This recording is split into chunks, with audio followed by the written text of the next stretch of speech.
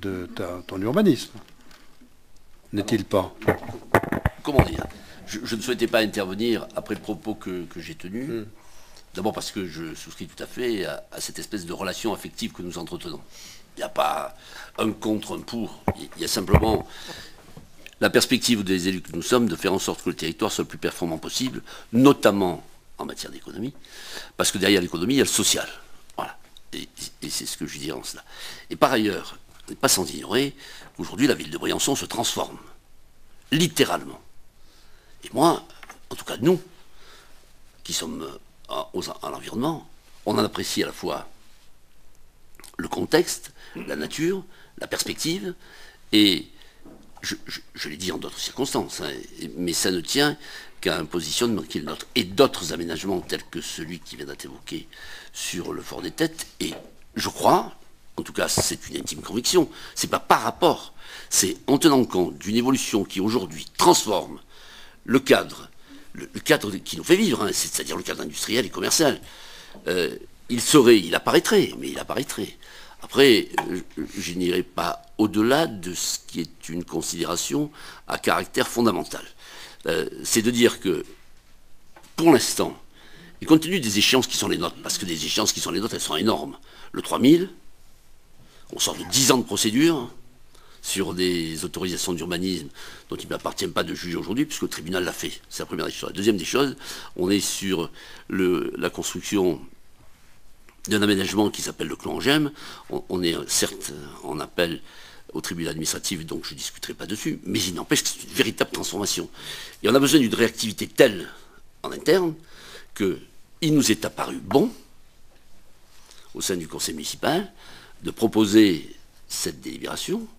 Mais maintenant, avec le respect que nous portons à l'institution, on s'en remettra simplement au vote qui sera fait par l'ensemble des communes qui composent notre communauté, en sachant que ce type de projet, et c'est pas à toi puisque c'est toi qui m'interpelle, mais à l'ensemble, sur ce type de projet, la réactivité est importante, l'expertise est importante, parce que si on est obligé de refaire à chaque fois ce qui est la nécessité d'une autorisation d'urbanisme qui s'intègre dans un contexte plus global et qui tient compte de la partie qui se trouve en face de nous, parce que, regardez, je ne sais pas quel est le fondement même, candidature de Turin 2026, ça mérite au sein du conseil communautaire une vue d'ensemble qui peut intégrer. Mais je ne vais pas au-delà parce que je ne fais pas de cette délibération, le conseil municipal ne le fait pas non plus, une question de principe. On en fait ce qui peut être un facteur de réflexion ensemble pour se dire que le cadre qui est le nôtre, dès lors que le SCOT le fonde, comment traiter ces autorisations d'urbanisme de la matière la plus complète. Sinon, la majorité qui est celle de la règle profonde de la démocratie sera appliquée par Montgenèvre sans aucune discussion dès lors que cette séance vous la clôturerez, Monsieur le Président. Oui, on avait parlé de coûts, effectivement. Je pense que peut-être on pourrait revoir la dotation, si vous voulez, du service urbanisme, parce que il est évident que les bureaux, qui est l'urbanisme ou pas, ils sont là.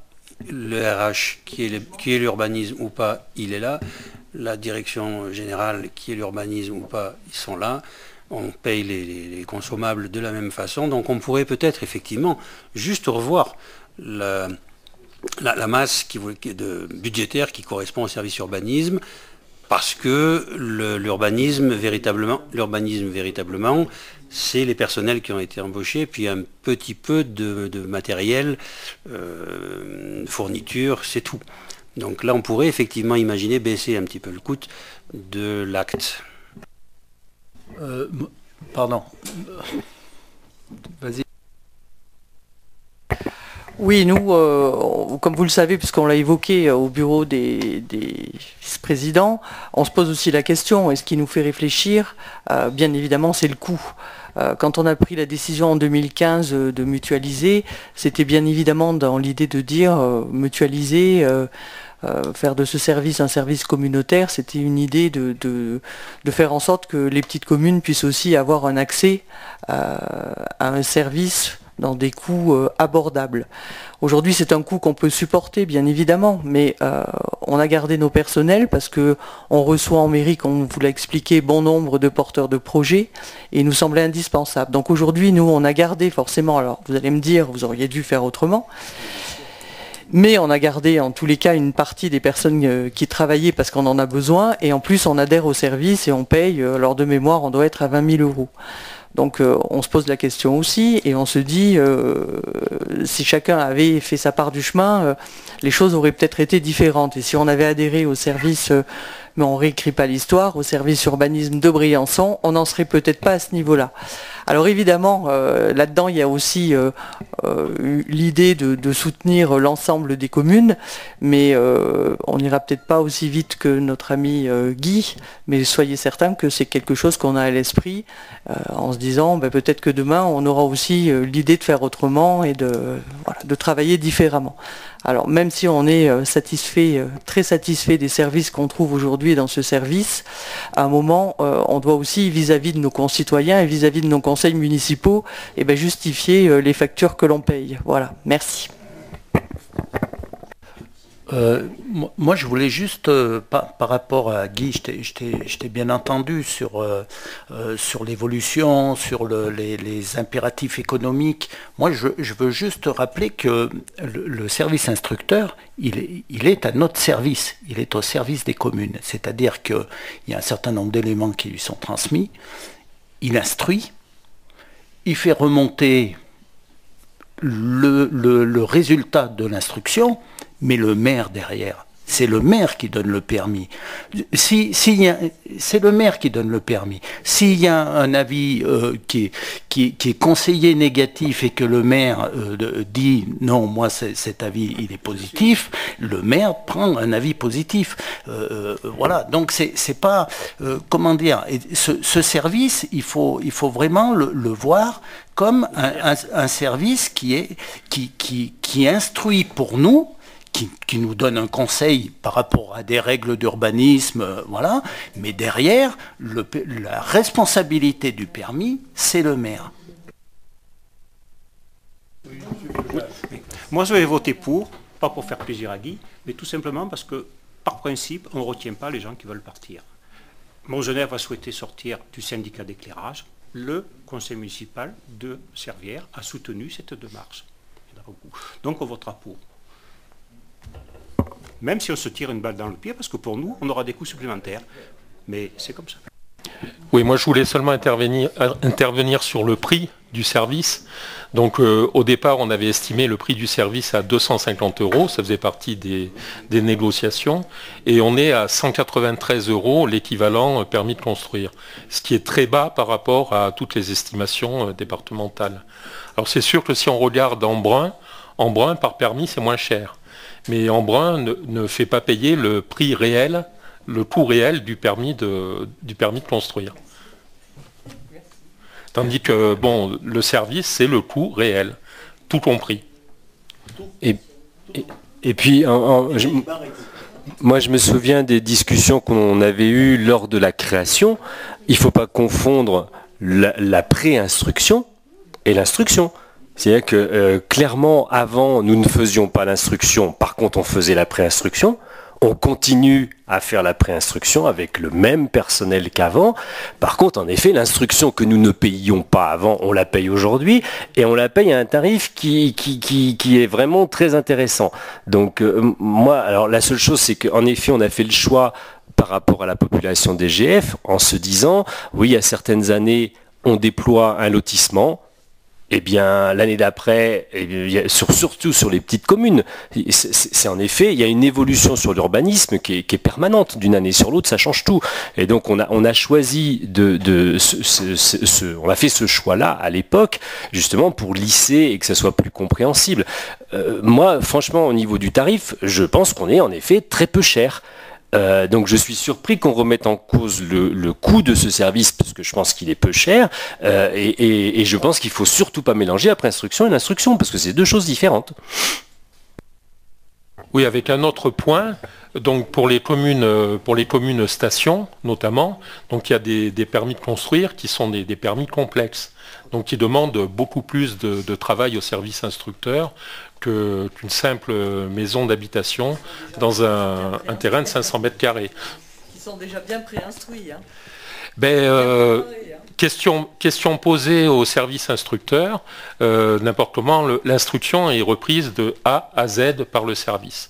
Donc la préinstruction, elle est certainement intéressante en termes d'urbanisme pour éviter que quelqu'un mette une porte de garage tournée vers le Lotaré. Ça, c'est sûr que vous pouvez apporter une plus-value. Mais en termes de réglementaire, ça n'apporte rien, puisque c'est repris de A à Z. Donc c'est du bon sens et je ne suis pas contre l'avis donné par les communes ou par les services des communes. Mais ce n'est pas de l'instruction, c'est de la pré-instruction où c'est un petit peu déblayé, c'est tout. Oui, Monsieur le Président, je ne crois pas dans l'intervention que j'ai faite avoir porté un jugement quelconque sur les coûts. Si vous l'avez entendu, bien évidemment. Ça c'est pour le premier point et je vais faire court. Le deuxième point, c'est retrouver des argumentations que j'ai développées il y a quelques années à l'endroit de l'État, pour ne pas dire un autre terme, qui faisait que je donne un avis et puis si le maire veut, il fait n'importe quoi, il fait autre chose. Non mais on n'est pas dans une société où aujourd'hui la communication n'est pas en situation de faire connaître à chacun ce qui a été dit par le service instructeur et ce qu'a fait le maire. Et il est pratiquement impossible, et vous le savez bien, et je me souviens avec l'État, sauf à condamner le service instructeur et la collectivité dont il n'est pas, à faire un recours contre celui qui n'a pas suivi le permis, parce que si on le met en cause, et si on met en cause son avis, tout le monde se retrouve, pardonnez-moi, j'étais un petit peu loin du micro, tout le monde se retrouve dans les prétoires, et je vous ai dit que sur le 3000, on sort de 9 ans et demi de procédure, je vous ai dit que sur le quartier de l'Obélisque, c'est quelque chose comme 5 ans, et c'est vrai que la maîtrise de ce qui peut être une attitude à l'égard de ce qui concerne ces dossiers qui méritent des frais incommensurables, s'agissant des défenses que l'on procède, méritait que l'on fonde cette requête, mais dans tous les cas, je m'en remets avec la sérénité que vous voyez dans mon propos à la décision du Conseil, si elle vous apparaît aussi nécessaire que vous le dites. Mais je ne suis pas dans les coûts, d'autant plus que les coûts on les paye déjà, puisqu'on instruit de cette manière, dès lors qu'on a des complexités s'agissant des PPR, s'agissant des risques naturels, s'agissant dans des positionnements qui sont des positionnements dont on connaît la complexité au niveau des stations de sport d'hiver. Voilà. Après, je m'en remets à vous, Monsieur le Président, je ne vais pas lourdir le débat, oui, justement. Donc moi je rejoins à peu près ce qui a été dit par mes collègues autour de cette table. En termes de réactivité dont vous êtes, en termes de réactivité, sur les 2 ans et demi de travail en commun par rapport à cette structure, et c'est vrai que sur des communes qui ne sont pas des communes stations purement parler, les dossiers, comme l'a dit Thierry, sont des dossiers qui sont quand même assez simples à traiter, sur de la maison d'habitation, voilà. La réactivité a été totale et même voire plus rapide que la commission qui parfois n'a pas eu le temps d'instruire le CU avant qu'une proposition soit arrivée. Je vous rappelle que c'est une proposition, premièrement. Cette proposition, elle peut être amendée, voire même refusée. Deuxièmement, ce que je voudrais rajouter, j'aime bien entendre dans la bouche de Guy le territoire, la solidarité du territoire et le fait qu'on travaille en commun et que des avancées et que ces avancées en commun permettent de tenir des objectifs vrais à horizon 2020-2026, j'entends Turin 2026, ensemble. Là-dessus, c'est vrai que pour revenir sur cet esprit communautaire, alors au niveau financier, j'entends, vous êtes prêt, la commune de Montgenèvre est prête à adhérer, à donner sa part de solidarité financière par rapport à ce service instructeur. D'autres collectivités, la question se pose pas, d'autres collectivités, c'est vrai que n'ont pas donné leur solidarité financière, ont donné des pans de leur territoire pour assurer la solidarité de ce territoire. Et sur des emplois, de l'économie et pour des personnels que je salue dans Briançonnet qui ne paient pas d'impôts chez nous. Mais ça je l'entends. Après on peut, Une argumentation. sans s'énerver, on peut revenir à la base sans s'énerver. Comment est-ce qu'on peut installer, par exemple, comment est-ce qu'on peut installer des jeunes ou des personnes qui vont travailler dans les stations quand on est à 750 € du mètre carré? Voilà, la question elle est là. Et ces gens qui travaillent parfois viennent s'installer sur des communes satellites de Briançon parce que alors sur ce coup-là, ces personnels qui ne payent pas la taxe sur votre station la payent ailleurs sur le territoire. Et donc dans cette solidarité ailleurs sur le territoire, ça permet aussi au territoire d'avancer. Mais faites en sorte qu'on soit plus performant, plus déterminé, plus concurrentiel à l'égard de ceux qui nous font face, qui sont certes des partenaires, mais des partenaires qui apportent concurrence. Mais c'est tout. Mais on ne va pas faire un drame parce que une commune, mais c'est parfaitement la légalité, ce que tu voulais dire tout à l'heure, je l'ai bien entendu, mais c'est la loi. Et aujourd'hui, je me fonde que sur le texte, sur la loi. Je ne me fonde pas sur des impressions. Ce que j'ai dit, c'est qu'on a proposé ce qui peut être un changement de procédure. L'argumentation, elle n'est fondée que sur une situation particulière qui est la nôtre. Je peux faire une aparté, Monsieur le Président, une seconde. Simplement la neige de culture. Aujourd'hui, la neige de culture, du côté de chez nous, elle est honnie. Du côté de chez les Italiens, on subventionne non seulement l'installation, mais on subventionne le fonctionnement. Vous voyez bien, non mais on a discuté, on s'est rencontrés, on a discuté. Vous voyez bien que le propos que je tiens, c'est pas un propos à l'encontre des communes dont je respecte l'ensemble des maires et des collègues qui sont tous sur cette table. Enfin, vous n'allez pas me faire ce grief-là. Et c'est pour ça que je me suis autorisé, non pas à te couper, mais à intervenir. Mais point, mais simplement, reconnaissez le droit, simplement, à propos, pardonnez-moi, je vais des à proposer à la communauté de communes une délibération dont nous sommes persuadés qu'elle pourrait aider une complémentarité entre nous, et point. Mais après, il n'y a pas d'incident. Le conseil communautaire va voter, on se salue, et demain, on appliquera ce qui est naturellement, je ne dis pas réglementairement, ce qui est l'éthique partagée ici autour de cette table. Mais il faut savoir que vous avez l'ensemble des conseillers communautaires et l'ensemble des conseillers municipaux. C'est pas intérêt, mais j'allais dire, de conduire un soutien des potentiels qui sont les nôtres, parce qu'ils sont créateurs de richesses, de plus, d'éthique, de culture et autres. C'est simplement ce que je voulais dire. Et on l'entend bien, on n'est pas dans l'idée de monter les uns contre les autres, on est dans la même structuration. La structuration, on revient sur l'office du tourisme, elle est structurée de telle sorte à ce qu'on puisse à un moment donné, parce que ça a été dit autour de la table, peut-être faire front commun tous ensemble au sein d'une même structure. On n'est pas dans cette démarche-là, les uns contre les autres.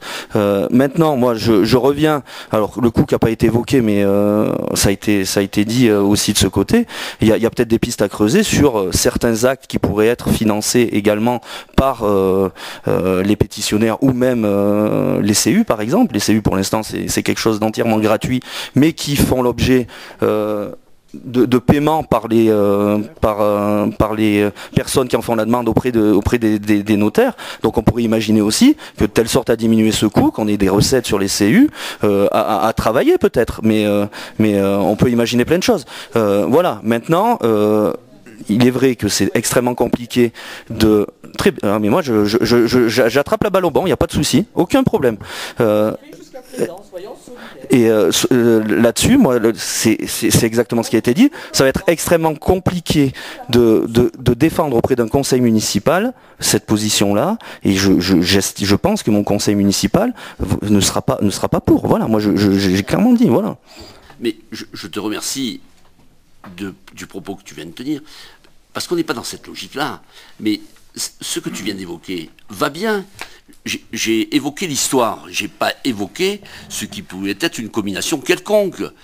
Écrivons-la de telle manière qu'elle suive l'évolution de ce qui aujourd'hui, presque les difficultés, j'allais dire, des stations de sport d'hiver, qui ont besoin de telles notions dans le domaine de la concurrence qui sont les nôtres. Et quand j'évoquais des avantages que bénéficient nos collègues en Italie, eh bien, il faut que l'ensemble de la communauté nous aide, c'est tout. Voilà. Et c'est pas aider financièrement. C'est essayer de trouver juridiquement comment on peut être tous ensemble plus performants.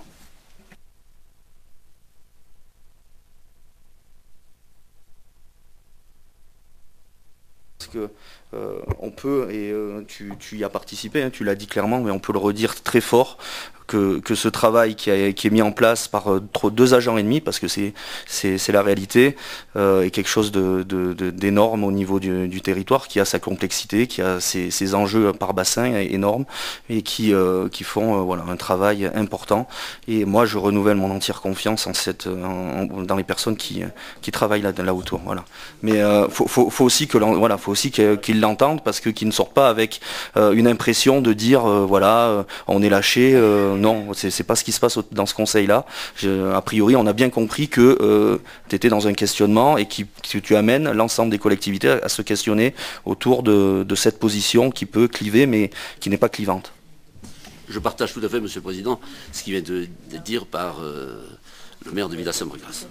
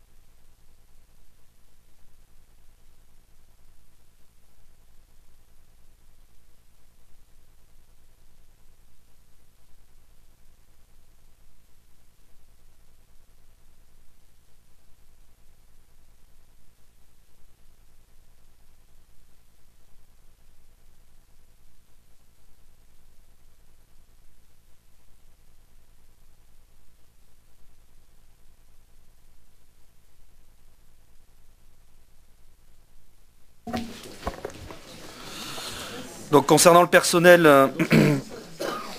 on a sauté quelque chose? Pierre Leroy finira. Voilà.